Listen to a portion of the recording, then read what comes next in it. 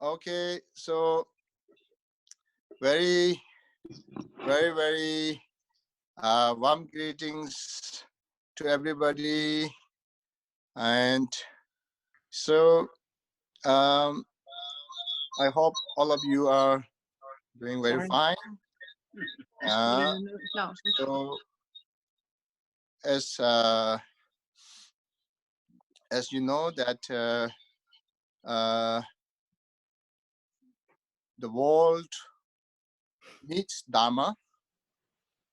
Everybody needs Dharma this time. So therefore, with the request of the many Dharma brothers sisters, so little time for us to share the Dharma, the Buddha's teaching. As you know, as we know that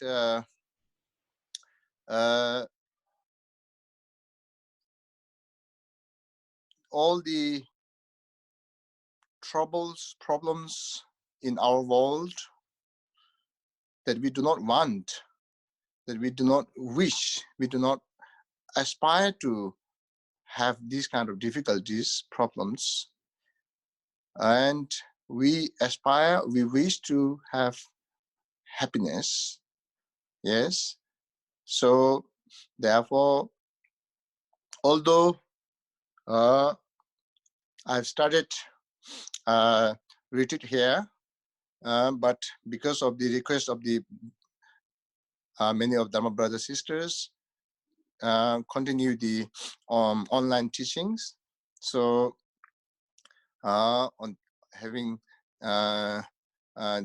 these understanding, yes. So maybe once a week or twice a week, that we will try to, have this wonderful time. So always in the Buddha's sutras, many great masters teachings always talk about or mention about how the past Buddhas, Bodhisattvas, great masters, how they sort of like put effort, yes, put effort to practice Dharma, put effort to listen Dharma, receive teachings, even just one single line, they put whole their life at risk and effort, yes, in order to receive this precious Dharma. So therefore, it's always, we have to keep this in mind. We do not neglect it, that this is so easy to receive Dharma teaching through online. Then sometimes there is a danger that Buddha's teachings or other great master teachings mention that there's a great danger that we may lose our sort of value to Dharma, value to the Dharma. So this is not helpful at all. Yes, therefore we really need to put effort to remember their hardship, their kindness that the Dharma brought to us. Yes, so that's how that that we have to engage into Dharma practice, Dharma listening, and Dharma teaching, especially today. Yes, so and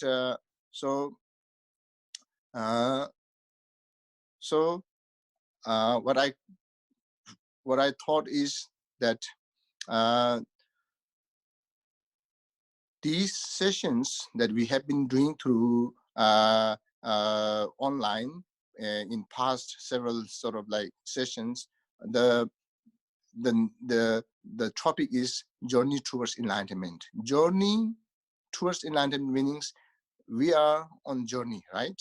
Journey from here to the state of enlightenment. Therefore, journey towards enlightenment. So, and journey towards enlightenment, and now very important for us, yes, that when we engage into Dharma practice,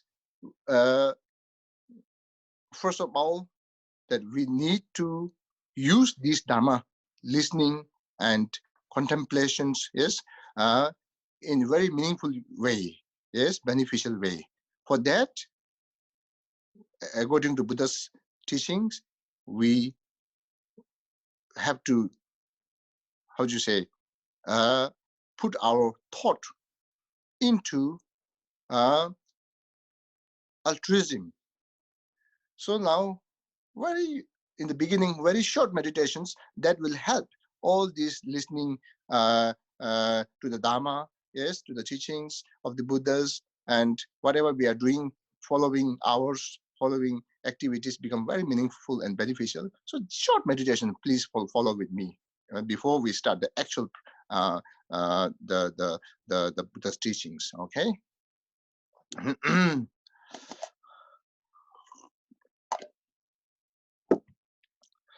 So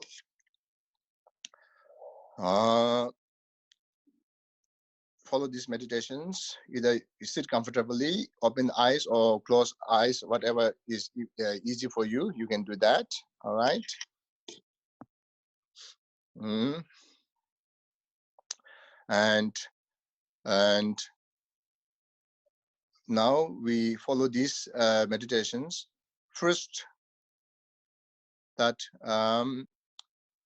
we all sentient beings have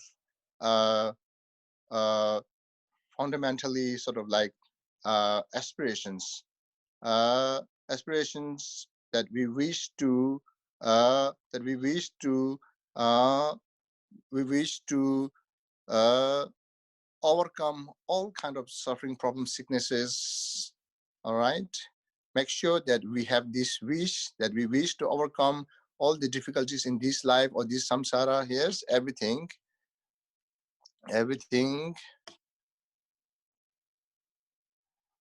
bring these as a reason that why we engage into Dharma,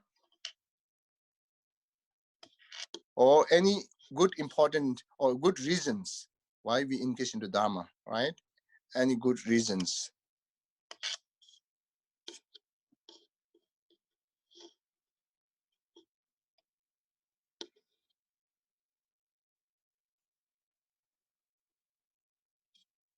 Think that why we need to practice Dharma.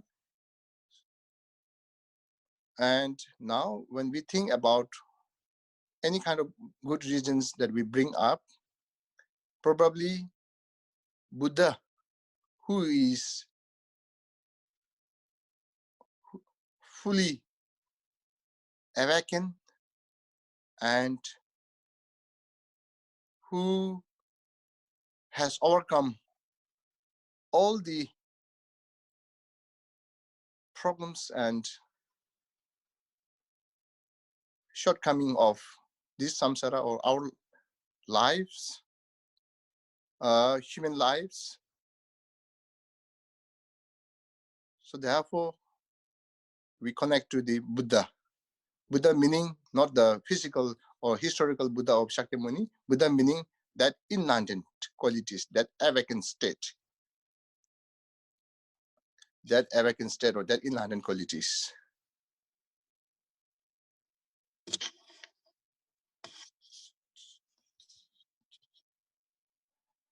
And so make aspirations that we also wish to become Buddha,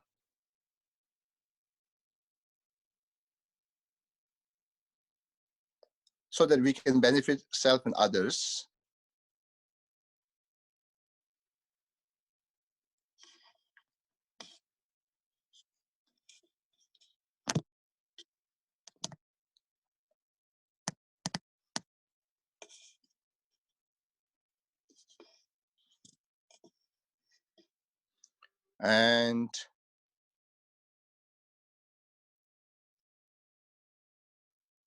And therefore, since we wish to become Buddha, therefore we need to recognize, we need to understand, we need to know the path towards Buddhahood state. path towards Buddhahood states.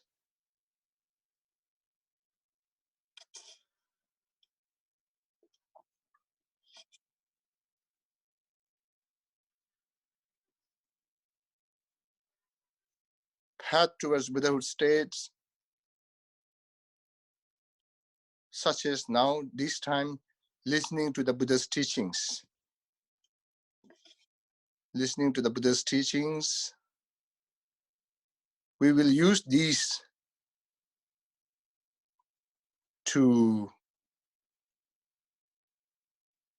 attain the state of enlightenment for the well-being of all sentient beings. That kind of attitude that we generate, that kind of attitude of mind we generate,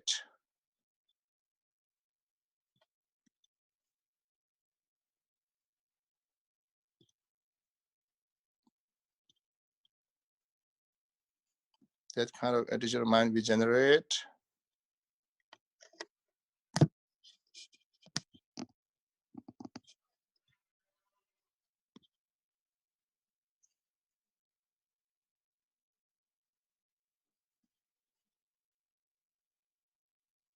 and now in this way we have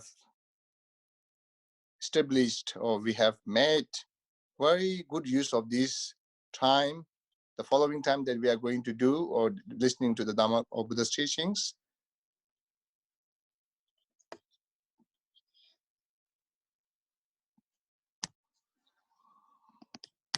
All right.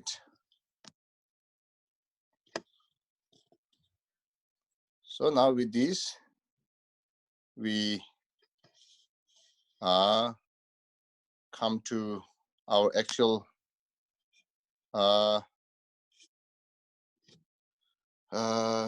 Dharma sharing.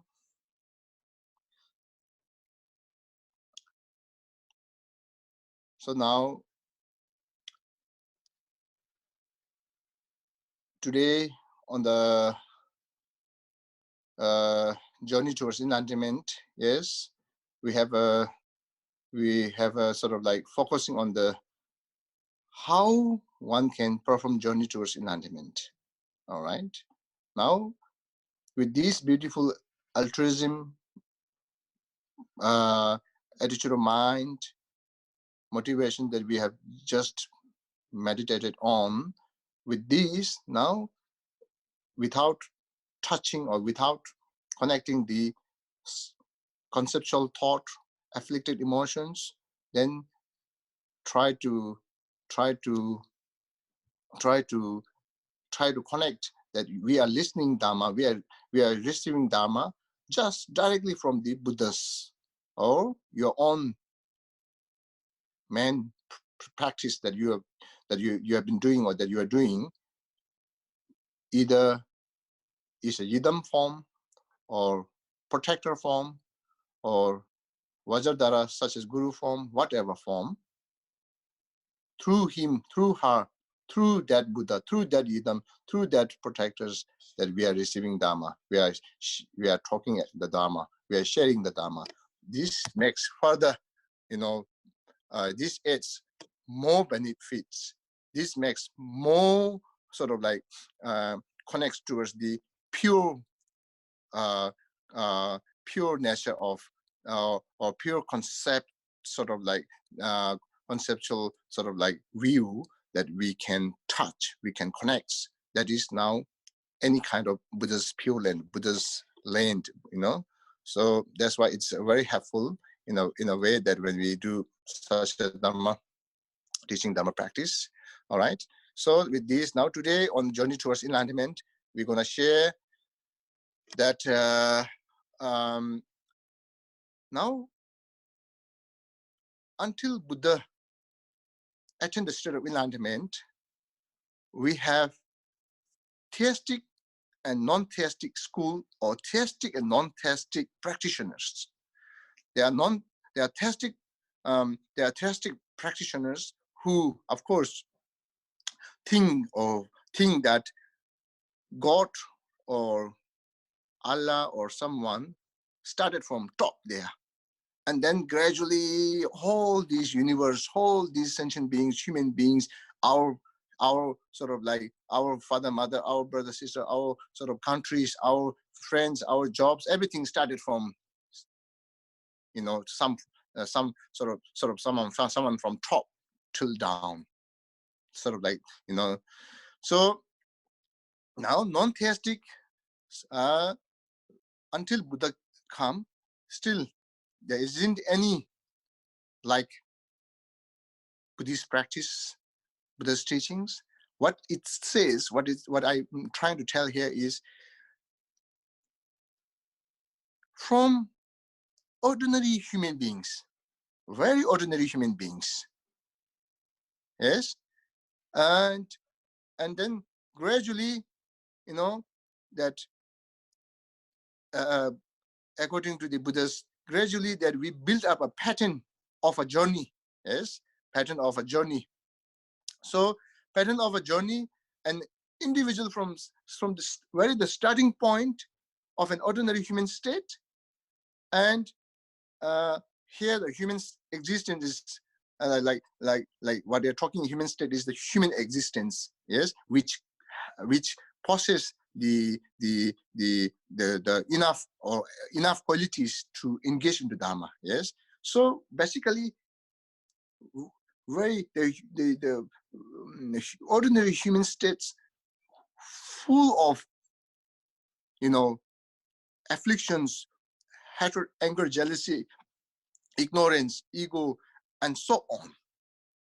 And then gradually with, there is a way that these afflicted emotions, these afflictions, and these defilements, these sort of like, how do you say, the ordinary human state of whatever the faults, whatever the faults, and whatever the mistakes that we are bounded, compounded, all are not in a reality. They are they can be, how do you say, they can be transformed, or they are not the reality, yes. So therefore then gradually developed, and less sort of afflicted emotions, less sort of like afflictions, less sort of like defilement, less sort of anger, jealousy, and then gradually the opposite, sort of like wisdom. Each of these cause and each of these problems, in order to overcome, one wisdom is important, one sort of like wisdom, yes. So knowing all kind of like wisdom, yes, sort of discriminating wisdoms, knowing all these kind of these wisdoms, so gradually develop. Now according to the, the Sharvakas and Arahat, then their realizations, their attainment, and then Mahayana and Vajrayana, then the 5 paths and 10 levels or 10 stages, then gradually, enter into first path, second path, third path, connects to the first level, the first bhumi or level, or the 10 stages or the 13 stages of the 10 stages of the Bodhisattva, 13 stages of the Vajrayana practitioners, and that way, like we can able to reach the highest sort of like realization that we at the moment, as an ordinary human state, we take refuge, Buddha. Okay, we are taking refuge. But we can also reach same state that we are taking refuge now. When we practice that way, in the sooner or later, when we develop more fully, once we become or attend or reach that state, we also can become same refuge object that we have been going now. So in short, a pattern of journey from ordinary human state to enlightened state. So Buddha's teachings, yes. So in fact, it's a humanism. Buddhism is humanism actually. ordinary human can slowly, develop and purify and develop and develop. That way, finally become Buddha or attain the state of Buddha. So beautiful, So, so, so therefore, non-theistic, after Buddha attained the state of enlightenment under the Bodhi tree in Bodh Gaya, yes, then Buddha became Buddha, yes, then not anymore ordinary beings. Before, according to the common sort of view to all the Buddhist school, Buddha as an ordinary human beings who who was born as of course in this world, and then start from that until reach the state of enlightenment under the Bodhi tree in Bodh Gaya. Until then, ordinary human beings, still like us, human. Then gradually develop and attain the state of Buddhahood or enlightenment state or state of enlightenment. Then you see, so it's usually a sort of humanism. Yeah, it is Buddhism or humanism. It's not religion at all. You see, it's not a sort of like, how to say, totally based on a faith. It's not like that, right? So therefore, Buddhism is not different than humanism somehow. One ordinary human, all of us, we can gradually develop and become Buddha or attain the state of Buddha. Yes, where no any others sort of like religions talk about that way. All the other religion, this somehow start from somewhere, from up, and then from there gradually everything down, coming, yes, down. But here, moving from zero level as an ordinary, very, very ordinary human being, full of defilement, gradually purify the defilement and attain the state of enlightenment. So this is called journey towards enlightenment. Why we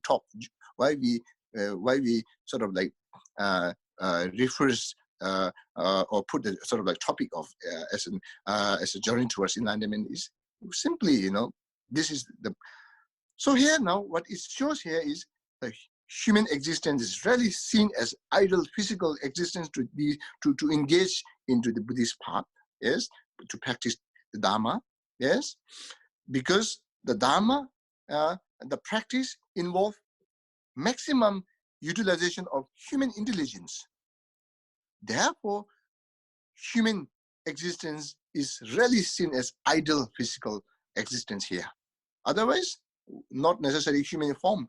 Any other forms is possible, but here to engage into Dharma and practice, it involves the maximum utilization of the wisdom out of many different kind of wisdoms. The human capacity of wisdom or the intelligence is the best and the best for this Dharma practice. Yes, so one.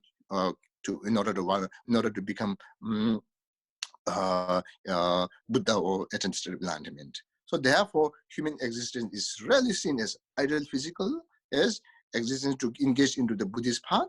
So what we see here as a pattern, sort of like of a spiritual sort of like journey or journey towards enlightenment is where it's starting from an individual ordinary human state through progressively more awakened state, ultimately culminating in the attainment of full liberations as well as including full awakening of Buddhahood, right? So that is the thing. So we look at this way that one can also sort of like characteristic like sort of like Buddhism, somehow not different than humanism or not different than reason, yes, or science, yes, based on science. So that way we can characterize how somehow that way, yes. So this is very unique and totally different from basic pattern of spiritual path, yes, and in the evolution of spiritual journey teaching in the theistic traditions, yes, because theistic tradition, as you know, it's opposite way, yes. So as you know, the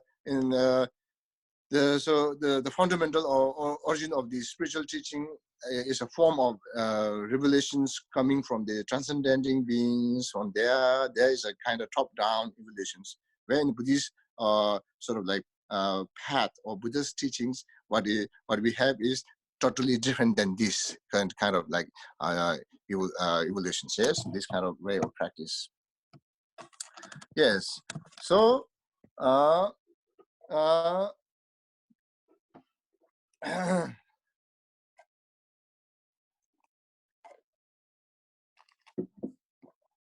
So then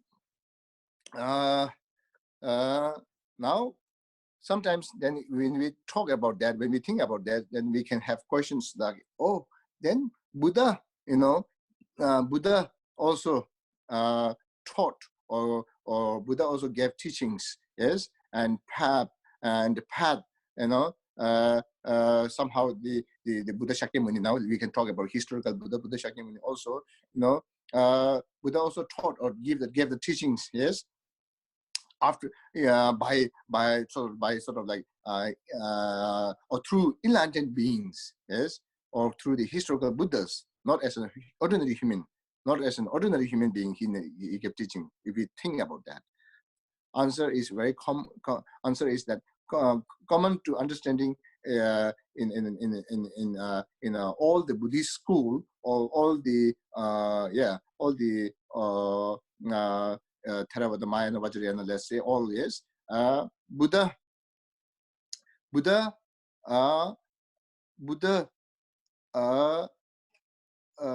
started from the Tusita heaven, and all this common Buddhism.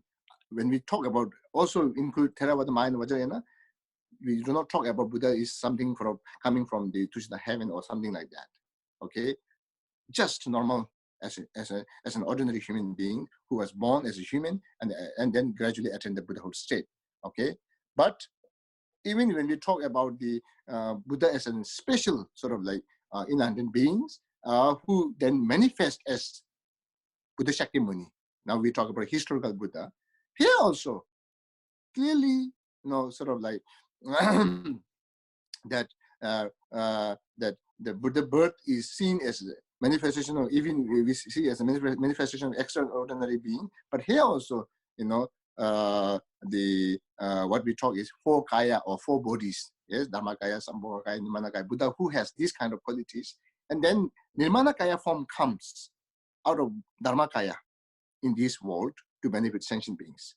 But here also, even we raise such a question, yes, still here also that one needs to recognize that the Buddha deed of coming into this world, attaining the state of Buddhahood, teaching Dharma, benefiting sentient beings, here also very important that we need to recognize, understand is that Buddha attaining enlightenment under Bodhi tree in the Bodh Gaya also has a special significance here. Significance such as that it is to show, to illustrate that if one wish to become Buddha, same like Buddha, historical Buddha Shakyamuni example, yes, that Buddha, these parts, this sort of way is a journey from a state of ordinary human only, not as a god or not as others beings. So therefore, Buddha also, even if we raise such a question, even we think such a questions may come or occur, or we ask question ourselves, if we think this kind of question, still clearly sort of like illustrated that journey, sort of like from a state of ordinary human being to fully awakened state of Buddhahood, like Buddha Shakyamuni, who came as a Nirmanakaya form, but still as an ordinary human beings, yes, even though we raise a question like that. So no matter whatever, like how to say, the point here, the point that what we need to emphasize and what we need to understand here is that we human beings have full potential opportunities, because this Buddhism or this practice Dharma is humanism. So it's for us, exactly. But now here question is, we talk about, if this is the case, what we want? We aspire happiness.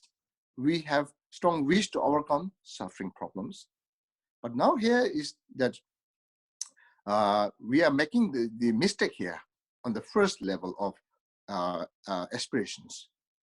Like aspirations such as we all do have these kind of aspirations, like to become Buddha, or let's say now do not talk about Buddha. Let's say very ordinary sort of aspirations. May I overcome from suffering problems, whatever we have we have gone through, or present moment, whatever, yes, such as sicknesses or job or relation or or fame or whatever, we have aspirations to overcome suffering, aspirations to seek happiness. But now when we already sort of fundamental, we think about, may we free from suffering, we always touch the very, very surface of the suffering. We never touch the root of the suffering. The problem is here. We are making big mistake here. Therefore, we cannot free from suffering. Therefore, we cannot overcome the suffering.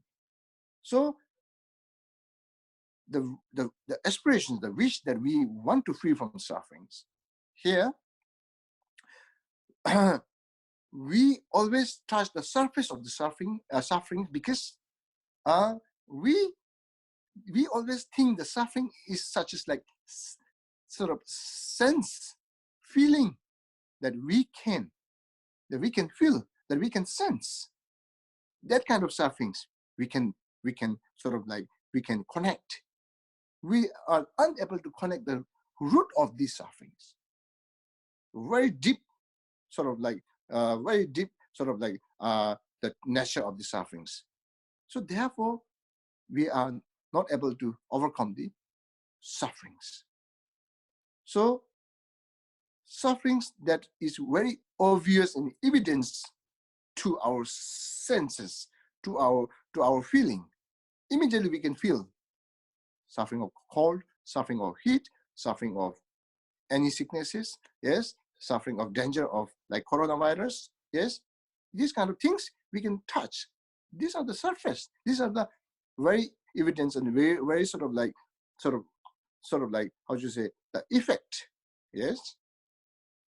So when we touch only the surface, then although is an aspirations, may we overcome the sufferings, but only aspirations or the prayer, they not only the aspiration and prayer not enough, yes. They cannot help us to overcome these sufferings. They are good support, but they only aspiration and prayer cannot help, yes. So therefore what we need is, we need to engage, yes. Engage what? First we have to know we have to recognize. Therefore Buddha clearly sort of like mentioned in the sutras, yes.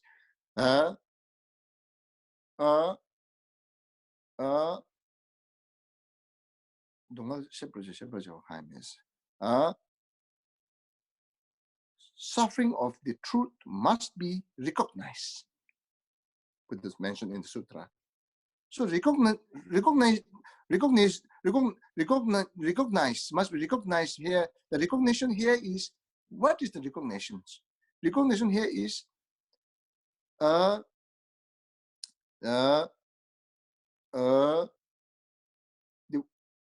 the conditions and the pervasive sufferings, which is the root, which pervasive all different kind of sufferings. That is important here. And not just like very obvious or evident suffering that we can sense only. So different kind of suffering problems comes from where? If we wish, yes, we have aspirations to overcome sufferings, and we now, if we have aspirations to overcome sufferings, then how we can overcome these sufferings? Then we have to know what. Now here is the two primary sort of like causes.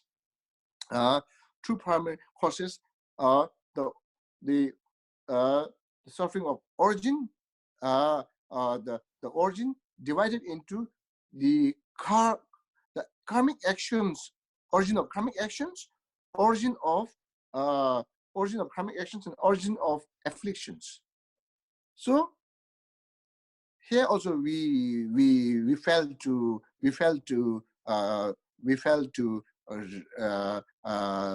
recognize, and we failed to use them.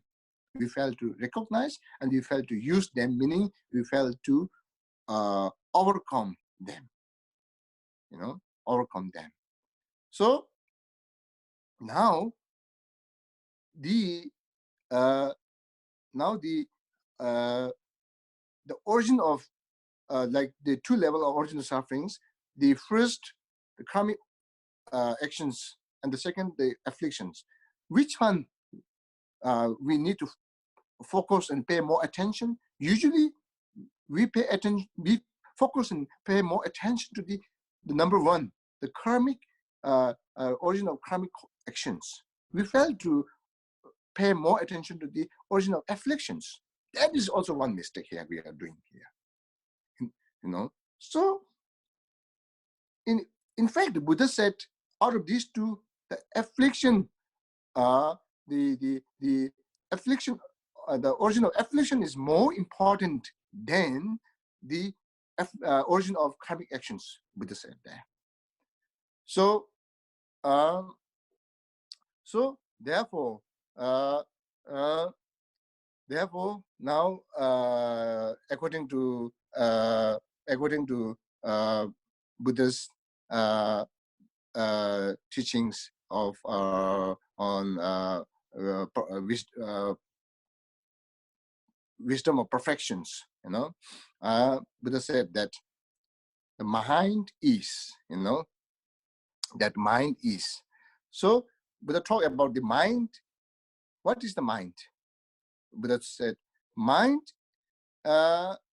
In fact, here Buddha said this: all our happiness, all our sufferings, that whatever we are talking about, these meaning the phenomenon that is the directly sort of like related to the experience of our happiness, experience of our sufferings, or another sort of understanding, experience of pain and pleasure. Yes, pain and pleasure. When we talk about these feelings, we don't talk about the inanimate objects. Yes, here we are referring to the sentient beings who have capacity to feel these experiences. Directly, we are talking about phenomenon that is not material objects. Yes, material objects. So that is the experiential in their nature. We are talking about phenomenon known as mind or consciousness. That is mind or consciousness. So mind or consciousness. So here that is clearly that what Buddha talked in these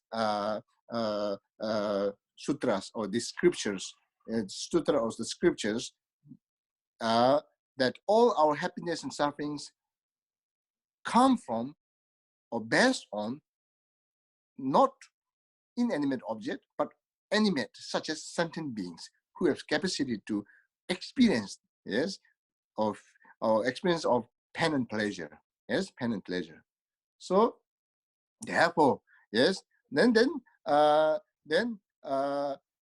the key point being made here is to emphasize the important role of mind in our experiences of pain and pleasure. Yes, as we all naturally aspire for happiness and wish to overcome sufferings. So because of that, role of the mind in that aspiration is very very, very crucial, and because according to the Buddha's teachings, according to Buddhism, the suffering and the happiness or pain and pleasure understood to be function of untamed and uh, untamed and disciplined, untamed and undisciplined mind, and happiness and joy is understood to be function of tamed and disciplined mind. This is now very important, untamed and tamed, undisciplined and disciplined. That now, so sort of the function of these suffering and happiness, or pain and pleasure, so happiness and joy is understood to be a function of tame and disciplined mind, and suffering and pain is a function of undisciplined and untamed mind. So once we know this, we already know the very important law of causality, causes and effect. This is now very important view of Buddhism or Buddha's teachings. One very, very important is, so now here the role of the mind in that. So now here the role of mind is clearly mentioned or emphasized how important it is. Yes, how important it is. And then here we talked about earlier the origin of sufferings based on the karmic actions, or number one, the origin of karmic actions, and number two, the origin of afflictions, right? So now the actions, karmic actions, when we do something, kind of like, how do you say, kind of like serious actions. If we do not have serious action, if we do not have serious intention or motivation or plan, serious action really doesn't have any value, or it becomes powerless. To have serious consequences or result, we need a serious plan and the intention behind, or motivation behind these actions. So even though the origin is karma or the actions, but that only cannot determine our suffering that much. That must be, how to say, pushed by intention. Intention meaning here is now the mind or the consciousness. Yes. So now out of these two, the origin of the suffering, that we've always failed to touch and failed to recognize and failed to overcome them, yes, is because the out of these two, we always pay attention to the more about pay attention more on these the action itself, yes, not on the afflictions. So action is pushed by the motivations and intentions according to the positive intention or motivations, which the result, the positive result, or pleasure or happiness, and then the negative actions or negative sort of intention or negative sort of like aspirations, yes, result the pain and sufferings, So behind of this now, since it shows that mind is so important here, playing a big role. So behind there, it shows that out of these two, afflictions are more sort of like important in order to overcome the sufferings. We have to pay more attention and to focus to the origin of the afflictions. Yes, so that, and then now that's why the role mind is our fundamental sort of experience of happiness and sufferings. Yes. So therefore now that kind of mind now, according to the Buddha's teaching or in the Buddha's sutra or scriptures, Buddha said everything, whatever pain and pleasure that we are experiencing, based on this consciousness of mind, not in inanimate object. Yes. So now, now, if this is the case, then second statements from these scriptures, then what is the nature of the mind now? Nature of mind, do they exist? Does it exist? Yes, in a form of color or any sort of like form or shape or whatever. Then the statement is, mind is devoid of mind. Yes, devoid of mind. So devoid of mind here, our now understanding of mind itself is our naive perceptions. Our naive perceptions, we tend to feel as it sort of like it if there is sort of something called mind, there is something called I, there is something called sort of like I am, and there's something called like this kind of feeling, this kind of sensation, this kind of grasping that we have. Yes, so sort of like concrete, sort of like solid, yes, and real. But in fact, the Buddha teaches us, or Buddha taught us, that is that naive assumption of something is there real or solid is false or distorted sort of understanding. What Buddha's, according to Buddha's teaching, according to Buddha, this is distorted understanding. Yes, so therefore, therefore now the truth of this mind, the mind, what we feel, what we sense, in fact, is a distorted sort of understanding, as false understanding. It doesn't. In fact, it is just sort of like, how to say, a naive assumption or something that is real, what we feel, what we sense as a concrete. It's distorted understanding, sort of like false understanding. And if this is the case, then what is now the mind? Now, what is this I grasping? What is this? The nature of this I grasping is. Then now it touches our Vajrayana practice of the clear light. Clear light. Yes. The Madhyamika school also talk about the true truth. Yes, ultimate truth. Yes. This mind is the ultimate nature or ultimate truth. Now here is talk. So here what Buddha's teachings teaches us is that nature of mind is where it is reality only to be understood in terms of dependent relations. Yes, dependent relations. So dependent relations, dependent relation of two things: causes and conditions. Dependent relation of causes and conditions. Yes.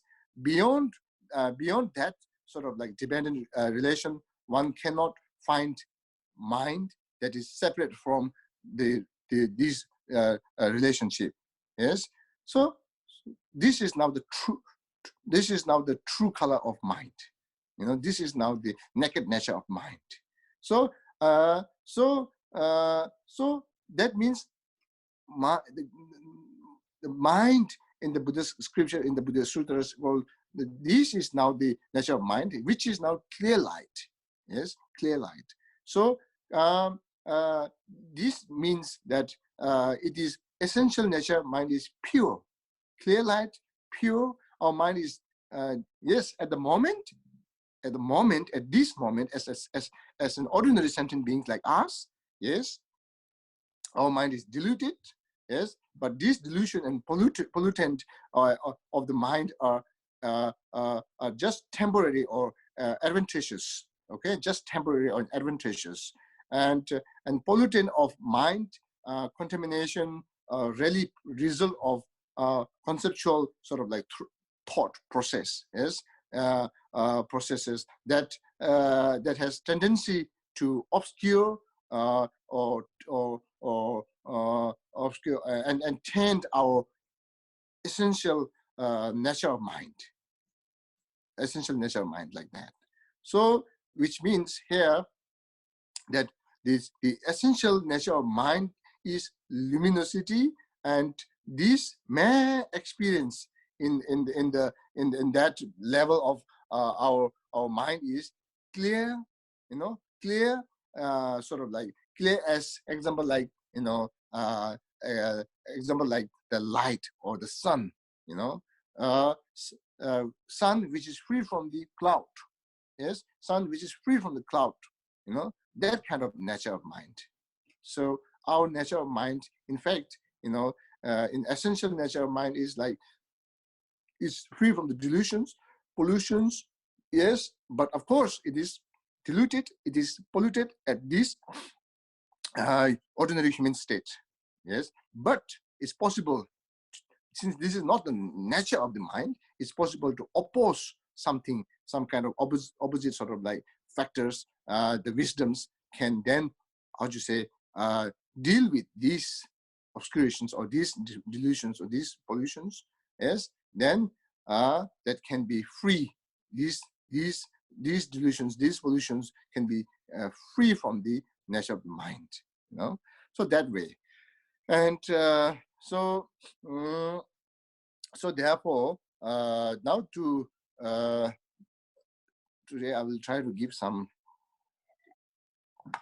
time for questions also, because earlier time we were doing through YouTube, so which is not possible to ask questions. But today maybe through this Zoom, I think the question answer is also possible, right?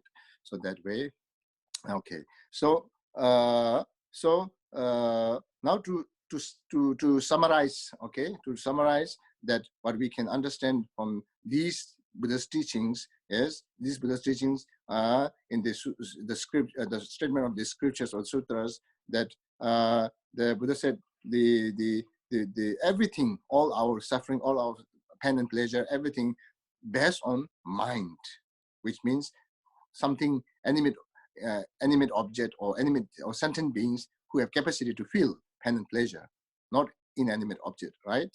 And so which means the importance of the role of mind is being sort of emphasized here, right? And then the key role of mind is determining how tame and untamed mind leads to suffering and happiness. Yes, this is very important. This means the causes and effect or relation is being presented here in this with these Buddhist teachings. Yes, the first things to summarize what we have going through is, first thing is all the suffering, everything what we are doing is based on mind, animate object, sentient beings who has capacity to feel, yes, experience pain and pleasure. Second thing, that the key role of mind is determining how untamed and tamed mind leads to the pain and pleasure. Yes, so tamed mind leads to pleasure or happiness. Untamed mind leads to suffering and pain. So this is the second, which here the cause and effect or relation is being presented. Yes, and then after, therefore, the relation to these, the first part and the part of the what Buddha talk is the mind, about the mind. Yes, and then here now the all the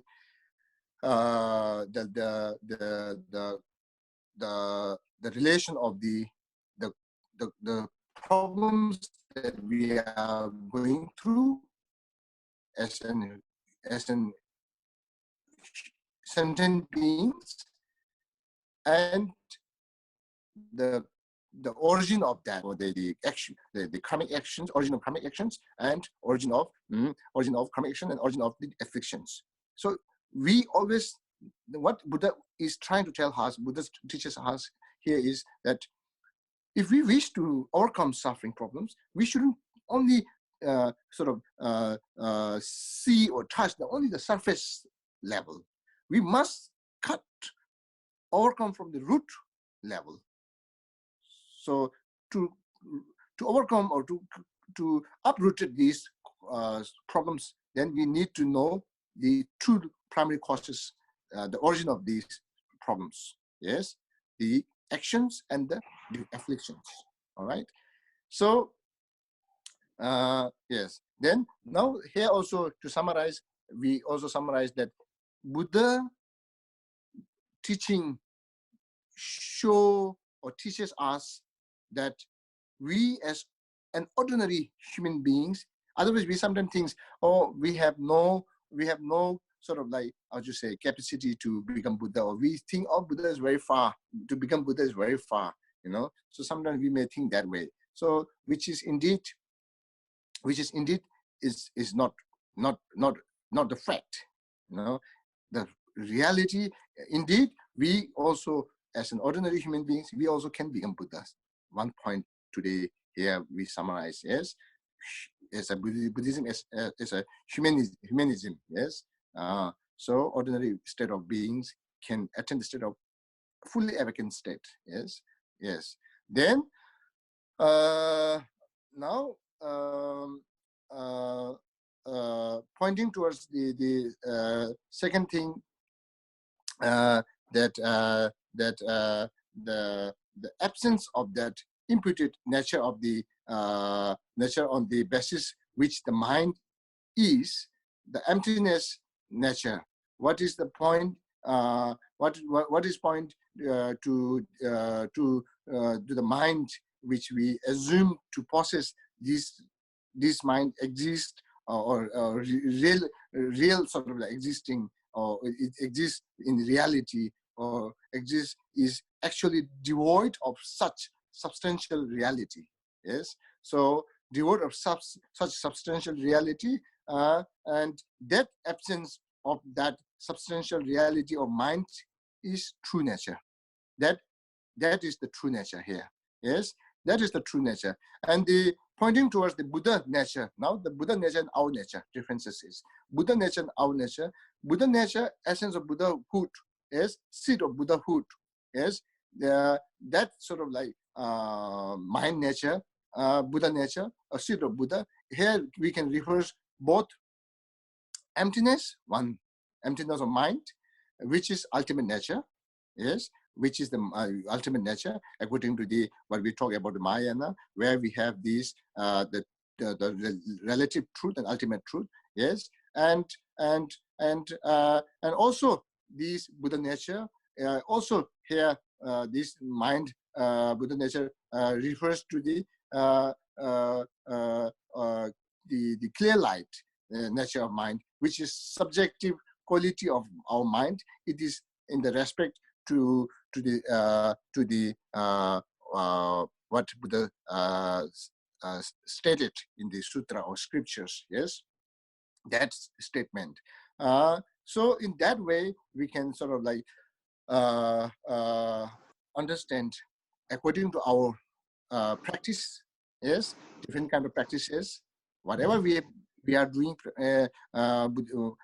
Buddhist practices. Yes, whatever, you know, that